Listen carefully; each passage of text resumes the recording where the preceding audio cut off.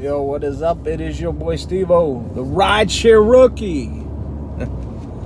Alright guys, my 5th video for Rideshare in Orlando actually kind of goes more toward Uber Eats, because I did say I was going to make a video on that. So, I'm going to give you the areas and the times, right, that in Orlando are pretty good areas to do Uber Eats. If you guys are familiar with Ocoee, Winter Garden, and Claremont, where I live, on the west side of Orlando, really good areas to work for Uber Eats. I would say when I used to just focus on Uber Eats, usually about 4:30, 5 o'clock is when it would start getting busy, guys. I could go back and find when I made $150 one night doing Uber Eats. Now, this was before they did the pay cut, right? Because they cut it big time. It sucks. So other areas that are good to do Uber Eats, obviously, is downtown Orlando. However, you're going to have a lot of traffic, right, guys? And a lot of the restaurants in downtown, you can't necessarily park your car and go into the restaurant, and that applies to Disney and International Drive, right? Disney, most of your stuff's going to come from Winter Garden, so you're okay actually there. I meant more or less I Drive, because if you get somebody to order something from like Buffalo Wild Wings on I Drive, you cannot park your car without paying. If you do, you will get towed and you will get fined for sure. So that's kind of more of the centralized area to focus on. Pine Hills, actually, guys, is a good area for Uber Eats. Now, one thing about Pine Hills, you're not going to get tips.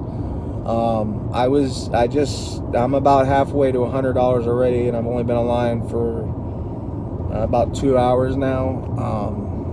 Haven't done one Uber Eats order yet. But basically, yeah, I had a ride from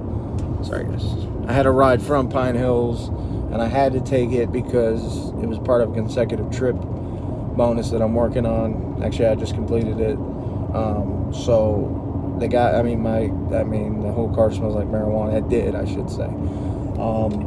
Anyway, let me keep moving on with this. Other areas, guys, if we move east, Avalon Park is definitely a great area to do Uber Eats in. Waterford Lakes, another good area. And I want to say like around the Fashion Square Mall, for those of you. I'm basically making these videos, and this is my 5th and final video. Mostly, obviously, for Central Florida, or if you're close to Orlando or these areas. Those are like your top areas to do Uber Eats, right, guys? Anywhere that there's like a heavy amount of restaurants, that's where you want to be. So that's stage up if you're just an Uber Eats driver, because I have plenty that have used my referral code for that. You guys see I don't push my referral code, but it is in the description below. But no, in all realness though, 4:30, 5 o'clock, I would say during the week. The same goes for Doordash, the same goes for Postmates and Grubhub. Now, I will tell you that Postmates sucks in Orlando, right? It sucks. It's terrible. Doordash is probably the best if you're going to just do food delivery. So, yeah. Weekends, all day long, it can be busy on Uber Eats, especially on Sundays when football season is going on. You guys can get a lot of good orders on there. Okay, so those are your areas. Those are the times you want to be online. I recommend use a hot or cold bag. You can pick them up at the hub for $5, or you can go to Walmart. I don't recommend doing McDonald's pickups for $2.50 on Uber Eats. One good thing about Uber Eats is it does give you the upfront pricing, so that is a benefit. I will give it that. But aside from that, the rate cuts suck. I mean, obviously, DoorDash is better to do food delivery in the Orlando market. So yeah, make sure you guys have your red card if you do DoorDash. Some markets do an Uber card. Just things of that nature. But those are pretty much your prime areas that you're going to want to work. Prime times you want to work. Friday nights are pretty busy for food deliveries. And here's another tip for you guys as I close this video out and this series of videos out. And this came from a subscriber of mine and a friend. My acceptance rate was low, right? It was down to like, I want to say it was like 79%. He's like, dude, this is how you get your acceptance rate up. And this has helped a couple of people in my group chat, right? This is what you do. Turn it on to Uber Eats if you need to get your acceptance rate up.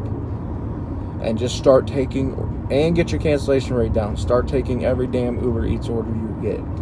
I did like 9 of them and my acceptance rate went through the roof. So just a little bit of tip for you guys. I want to keep this one under 7 minutes, which we're going to do. So yeah, that's all I got for you guys. As always, check the description below for more helpful, useful information. Keep doing your thing. Be safe, be smart, don't be stupid, and please get your advice from real rideshare drivers and not these fakes. And yeah, any questions, comments, concerns, drop a comment below, shoot me an email. And that's all I got for this one, guys. Hope you guys enjoyed this series. Send me those questions, send me those comments, whatever you got. And until next time, keep making that money. Peace out.